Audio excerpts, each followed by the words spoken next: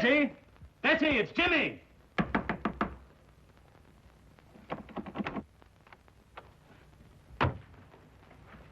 Mr. Durham, something's happened to Betty. Force the door open.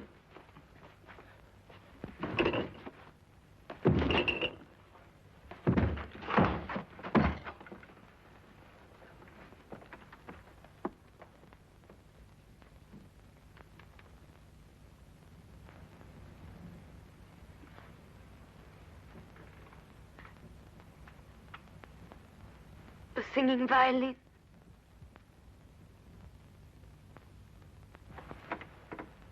Betty, darling. The singing violin. It was here again. I saw it. I heard it.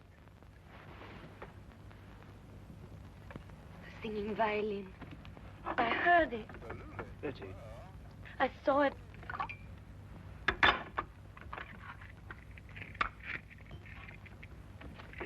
Give her one of these. It's the sedative Dr. Marino left for her.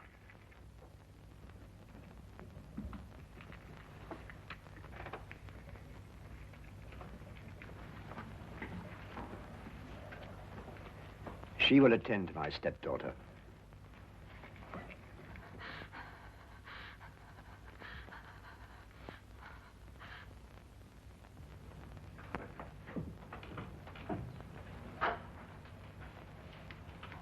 Perhaps you wondered, Willand, why I invited you to my home as my weekend guest. I thought our coming marriage, Betty's and mine, had something to do with it, sir.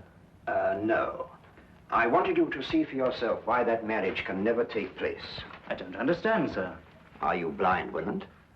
After what you've just witnessed, don't you realize that my stepdaughter is losing her mind? She never told me. Naturally. Dancing skeletons, headless men, and tonight, a singing violin. Surely, sir, it must be merely her imagination. Nightmares. But she insists the things that she sees are real. Positive proof of incipient dementia precox. I regret to have to tell you this, my boy. My doctor informs me that in a matter of weeks, if not days, Betty must be certified as hopelessly mad.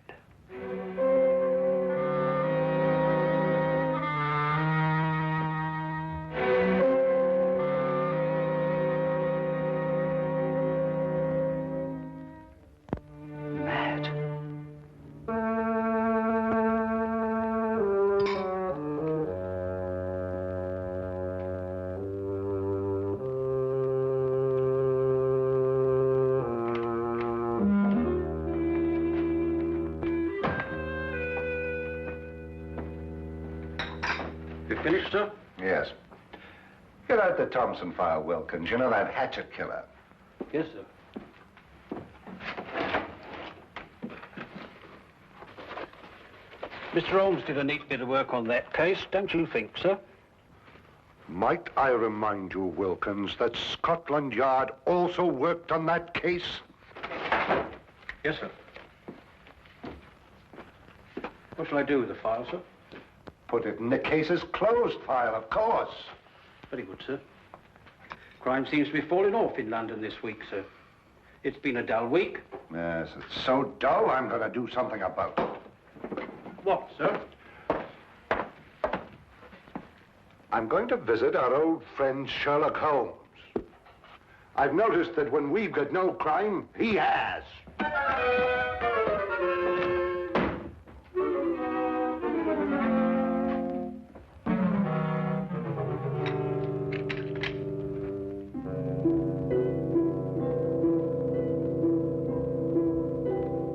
A beautiful girl having hallucinations. A worried housekeeper. An austere stepfather. A heartbroken boy. A gloomy old house in a quiet section of London. That was one of the most bizarre and terrifying cases ever to challenge the talents of my extraordinary friend, Sherlock Holmes. We were plunged into it one drowsy day in mid-September when murder, sudden and brutal, came calling. What is it? Sounds like a shot from the street.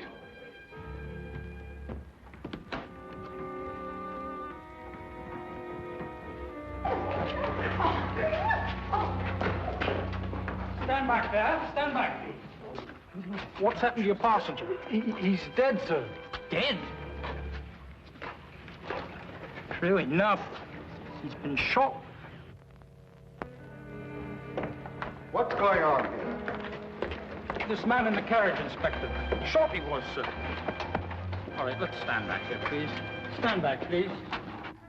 Stand back. Let's move along here, please. Please. Stand back, please.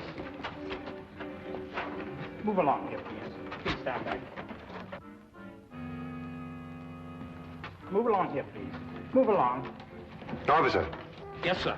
you take charge here. Yes, sir. All right, driver. What do you know about this? I don't know. We were about to have a visitor. Where? What do you mean, where? Yes, a young man, but he was murdered before he reached here. Murdered? How do you know?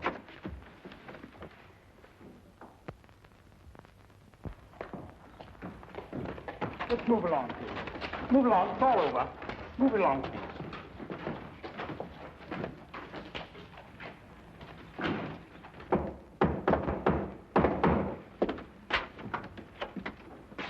Oh, hello, Lestrade. I've been expecting you. I didn't know myself I was coming here until a few minutes ago.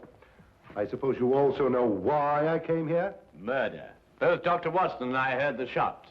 I observed part of the proceedings through the binoculars. This was found in his pocket. Sherlock Holmes, 221B Baker Street. He was obviously employed by a tea and spice merchant. The aroma is unmistakable, eh, Watson? Oh, unmistakable. The boy's wallet gave us some further information. His name was James Winant. He lived at number 5 Crestwood Place. He was employed by Stackhurst and Durham, tea and spice merchants. Stackhurst. Stackhurst. Does the name mean something to you, Holmes? Well, it should.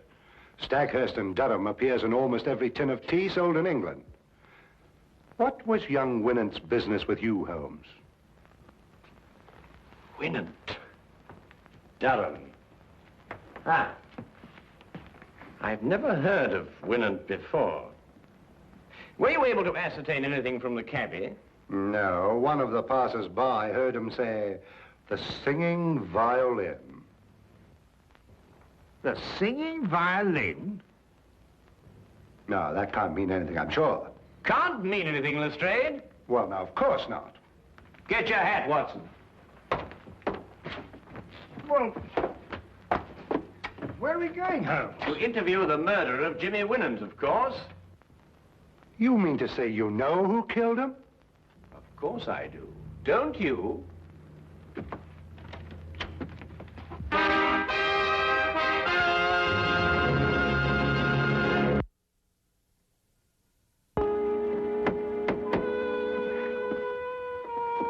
Might I inquire who lives in this dreary monument to great wealth? Guy Durham. Durham. Wasn't he one of the partners of the firm that employed young Winant? Yes, the only surviving member. Stackhurst died 15 years ago. Holmes, you said we were going to visit Winant's murderer. I did. Yes? Good morning. I'm Sherlock Holmes, and this is Dr. Watson. I'd like a word with Mr. Guy Durham. Here is my card. I'll tell him, for all the good it'll do. He left word he doesn't want to be disturbed. Come in.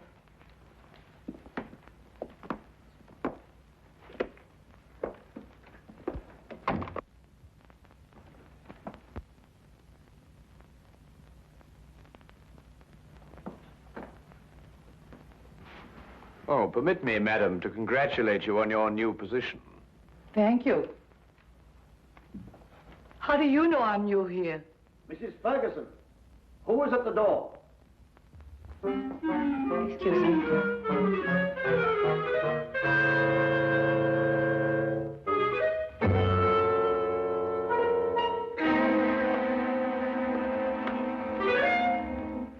How did you know? Well, she was unfamiliar with the position of the curtain cord. She obviously hasn't been employed here very long. Oh, obviously. I'm sorry, sir, but Mr. Durham can't. What is the meaning of this?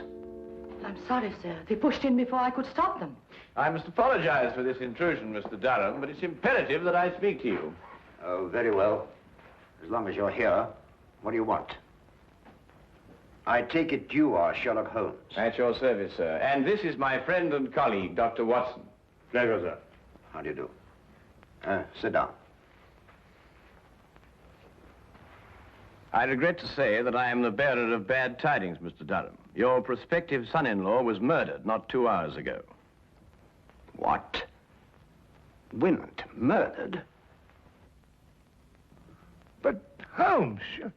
The engagement announcement of Miss Betty Durham and Mr. James Winant was published in the Times not 2 days ago. Mr. James Winant was on his way to see me when he was ambushed and shot. But what did he want to see you about? Don't you know Mr. Durham? No. Then perhaps Miss Betty, your stepdaughter, I believe. Yes, Betty is my stepdaughter. I adopted her when I married her mother. Perhaps she might be able to provide some information. I am sorry. I'm afraid I cannot allow you to see her. She has been in a highly overwrought frame of mind of late. Only this morning, under the advice of her doctor, I sent her away for a complete rest. Moreover, it is best under her present mental condition that she should remain in ignorance of Winant's death. Oh, that's most unfortunate. Probably the excitement of her forthcoming marriage brought on an emotional upset. Not only probably, Doctor, but true. And now, if you'll excuse me, I regret I cannot be of any more help to you. Oh, Mr. Durham, what is the name and address of your former housekeeper? Why do you ask? Well, housekeepers are rather hard to come by these days. If she hasn't already found a new position, I'd like to employ her. Oh, I prefer not to recommend my former housekeeper. I had to discharge her for theft. Good morning, gentlemen.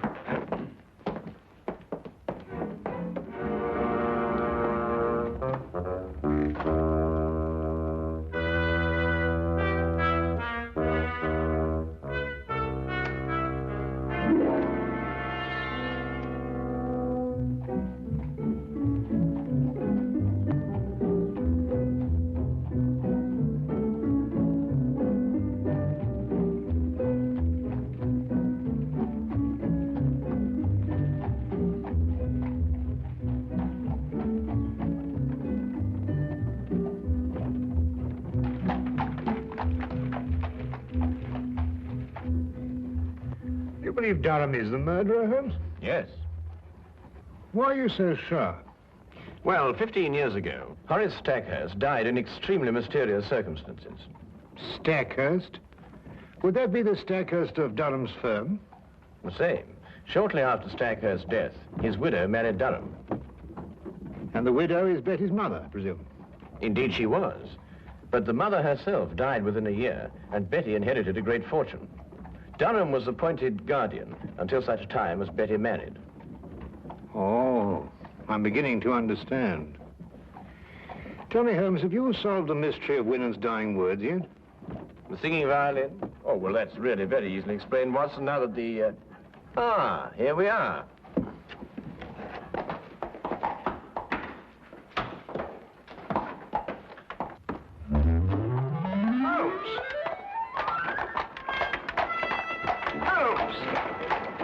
It was just like Holmes to leave me in the middle of an unfinished explanation, bursting with curiosity. But there was nothing I could do about it except wait for his return. I waited up for him until midnight, finally retired without seeing him. And when I awakened the next morning, he was already gone. I didn't see him again until shortly before 10 o'clock.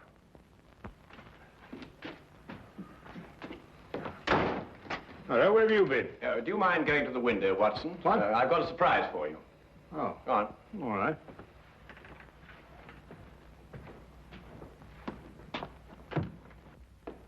No, not yet, Watson. Now, turn around. Now, keep looking into the street. That's better. Now. Won't be a minute now. All right. Turn around.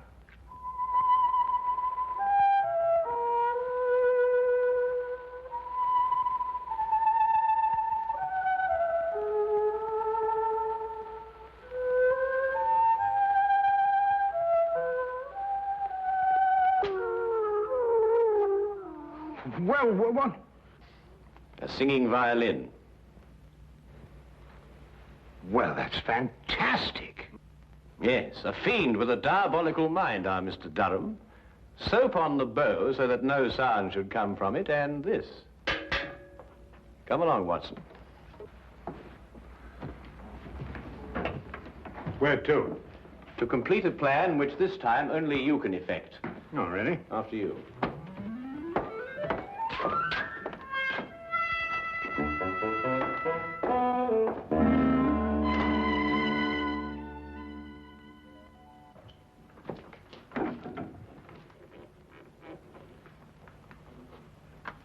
Ha-ha, John Murdoch! So I found you at last, eh? What? You've been making advances to my wife, and I am going to thrash you within an inch of your life! Wait a minute. You've got the wrong man. Don't you lie to me! I'm not John Murdoch, I tell you. Help! There's a lunatic loose. Oh, so it's a fight you wanted it? I've heard about men like you before. You smiled your last smile, my voyaging vagabond.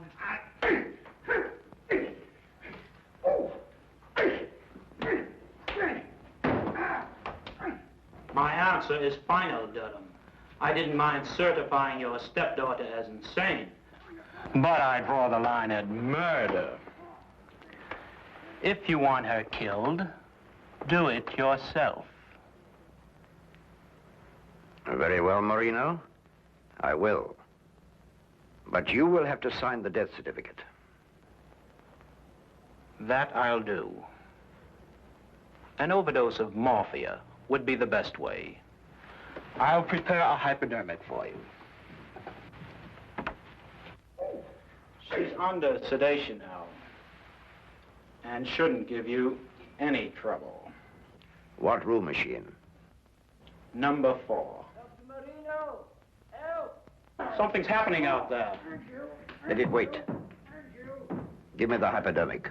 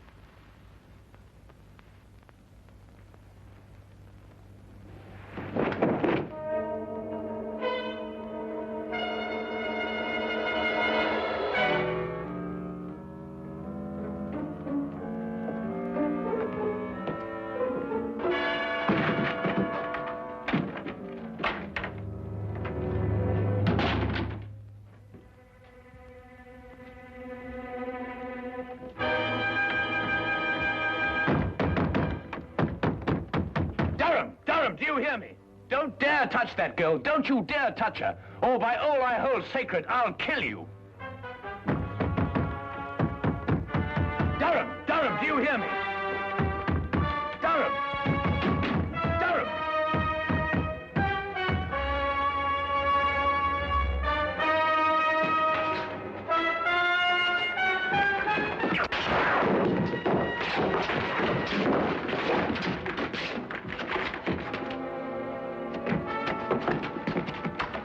Are you all right, Holmes? The girl, is she all right, Watson? Just drugged. She'll be all right.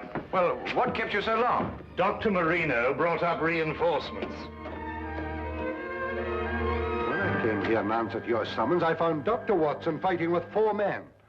Must say he was holding his own. Now, will somebody please tell me what this is all about? Nothing would give me greater pleasure, Inspector. May I introduce Mr. Guy Durham, your murderer? What?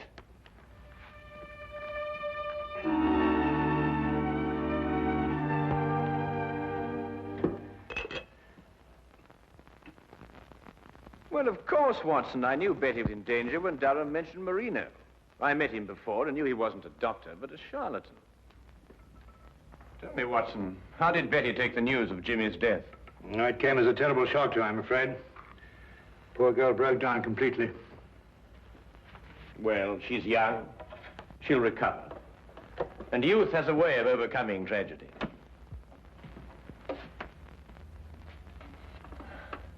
Ah.